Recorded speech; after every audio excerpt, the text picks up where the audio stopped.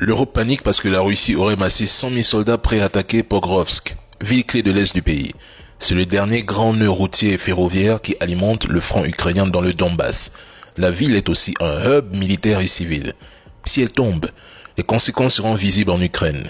Écoutons d'abord ce passage. 100 000 soldats situés autour de la zone de Pokrovsk, raison pour laquelle Volodymyr Zelensky a dit que c'était la situation la plus préoccupante actuellement en Ukraine. Le président ukrainien qui a aussi expliqué, dit redouter de nouvelles actions offensives de la part de la Russie. Ce qu'il faut expliquer, c'est un lieu stratégique, le nœud géographique et le nœud surtout logistique de l'armée ukrainienne situé à l'intersection de plusieurs routes dans cette région. Et en parallèle, on a appris par la voix de Kiev la semaine dernière que d'autres troupes russes étaient en train d'être accumulées, cette fois dans le sud-est de l'Ukraine occupée, à proximité de la ville de Zaporizhzhia, ce qui laisse donc craindre et redouter de nouvelles actions offensives militaires. C'est un choix stratégique, cette action militaire, cette offensive militaire probable à venir dans les jours ou les semaines à venir, parce que cela permettrait à la Russie de gagner encore plus de terrain.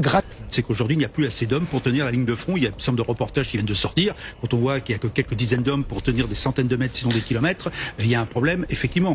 Donc, il ne faut pas se voiler la face. La guerre est horrible. Il continue de maquiller la réalité.